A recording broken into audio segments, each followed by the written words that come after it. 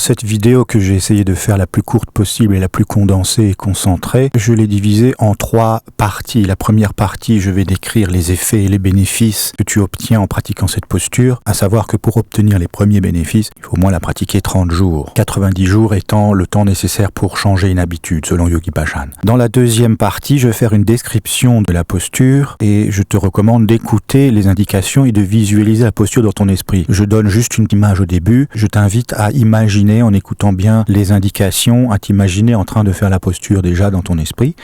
Et la troisième partie, c'est la partie démonstration en vidéo, dans laquelle je fais la posture. Et donc là, tu peux avoir éventuellement confirmation de ce que tu as visualisé dans la deuxième partie, ou découvrir des choses nouvelles. Voilà.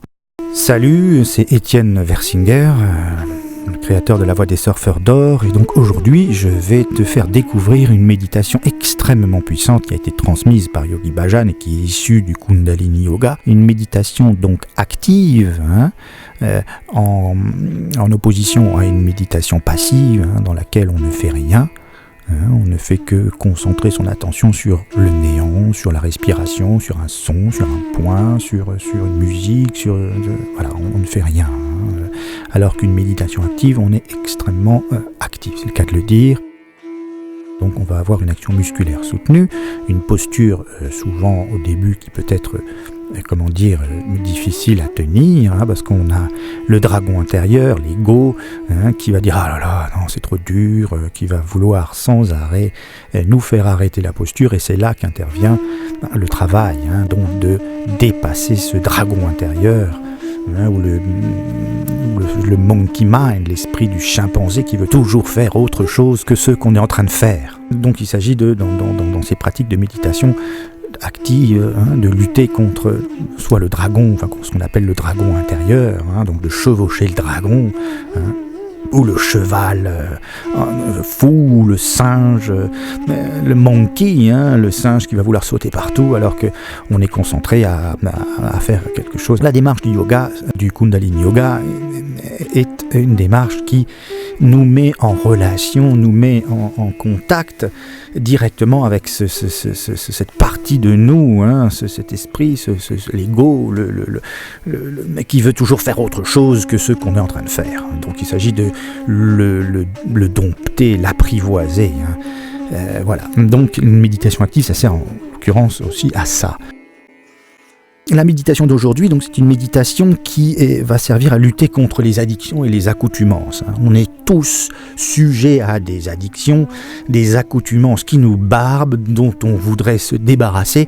Eh bien, une très très bonne manière et une façon très puissante de se débarrasser des addictions, c'est de pratiquer cette méditation qui a été transmise par Yogi Bhajan, qui, ne l'oublions pas, était maître de yoga à 16 ans.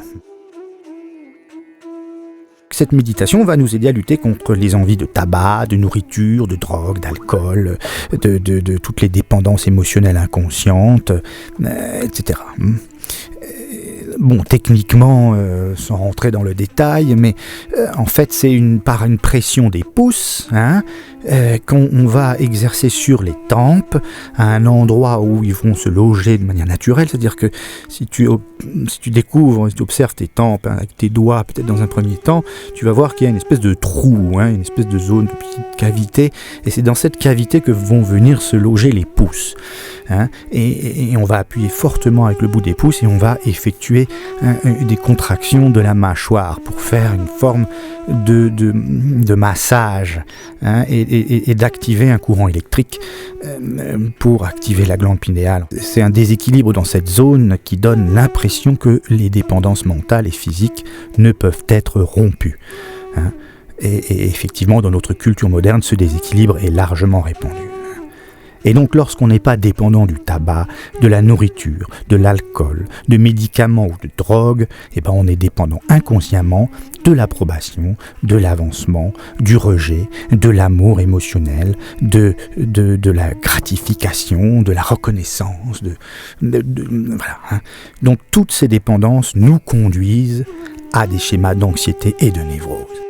C'est un déséquilibre dans la zone pinéale qui perturbe le rayonnement de la glande pinéale.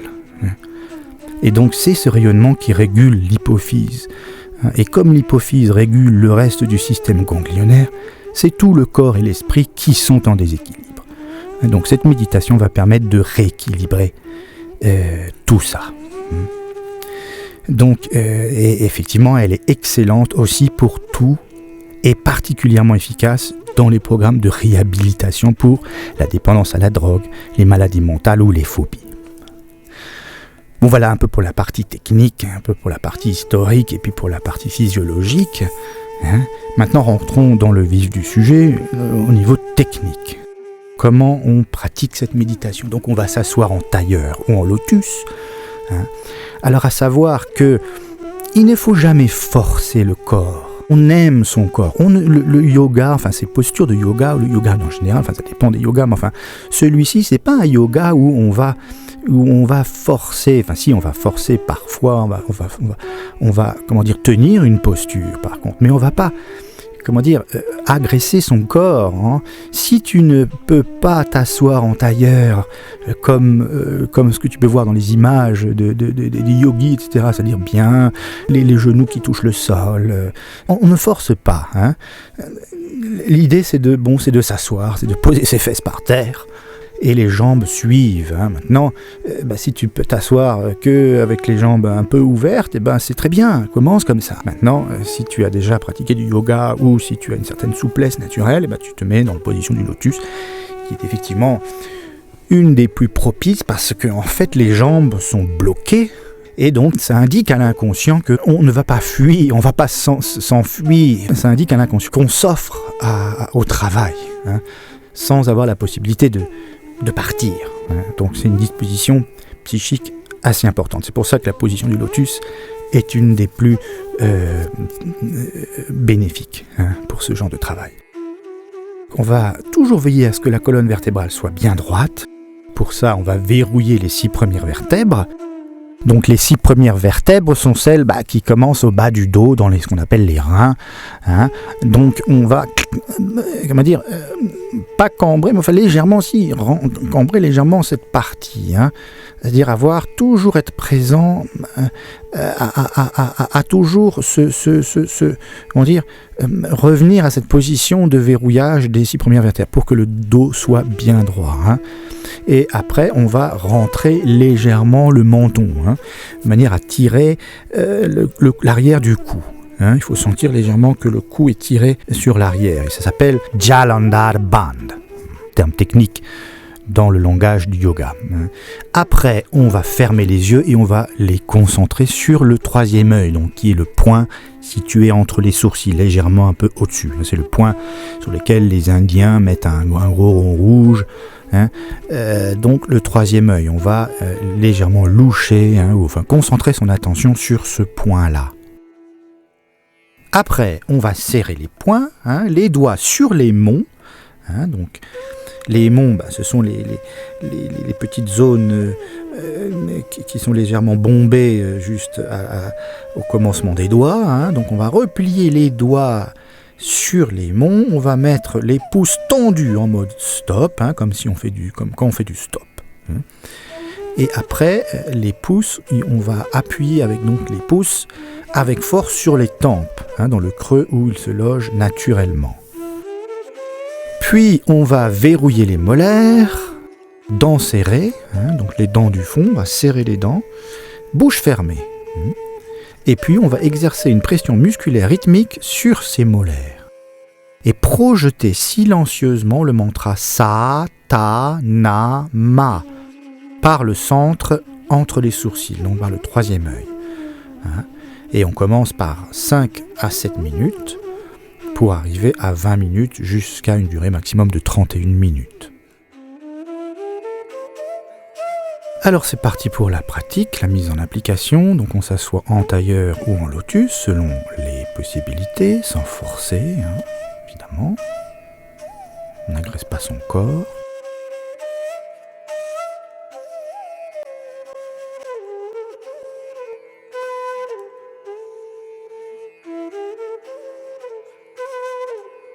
Après, on va bloquer les 6 premières vertèbres donc dans le bas du dos, au niveau des reins,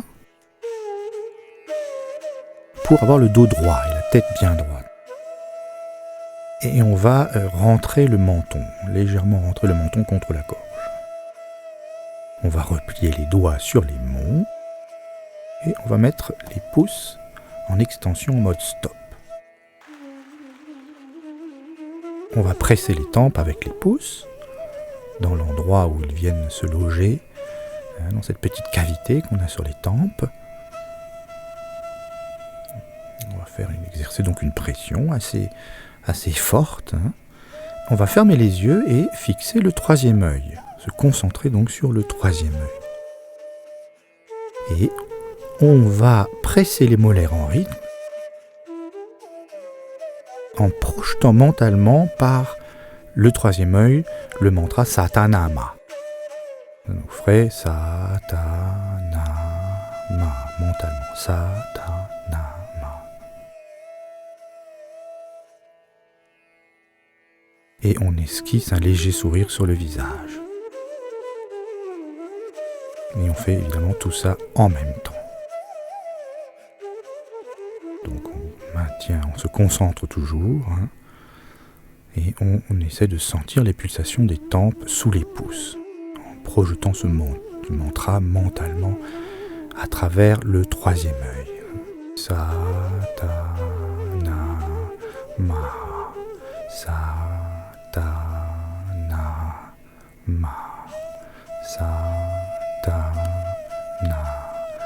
mentalement évidemment, en pressant les molaires sur chaque son du mantra. Donc ça je presse, ta je presse, na je presse, ma je presse sur les molaires.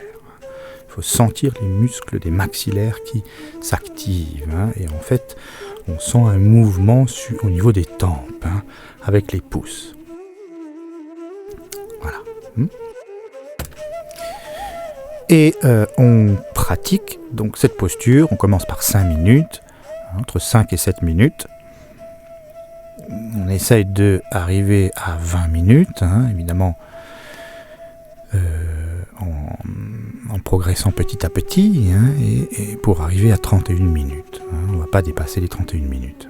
Après la posture, une fois qu'on a fait la posture, on fait un temps de relaxation. Toujours après une posture de méditation active, on va s'allonger en position du cadavre, c'est-à-dire les bras allongés sur le dos, les bras le long du corps, et on va ce qu'on appelle laisser infuser la posture, c'est-à-dire c'est un moment de rien, où on se concentre le plus fort possible sur les sensations du corps. Qu'est-ce qui se passe dans mes pieds? Qu'est-ce qui se passe dans mes jambes? Qu'est-ce que je sens dans mes bras, dans mon corps, dans ma tête? On se concentre sur les sensations. Et comme ça, on évite le blabla du mental. On ne commente pas. Il n'y a pas de mots à ces moments-là, pendant ces moments-là. Enfin, on essaye de petit à petit de chasser les mots qui viennent dans l'esprit. C'est ça le but de cette période de relaxation, c'est évidemment de se détendre, de se connecter aux sensations, de laisser infuser la posture. Voilà. À bientôt pour une autre posture. Salut.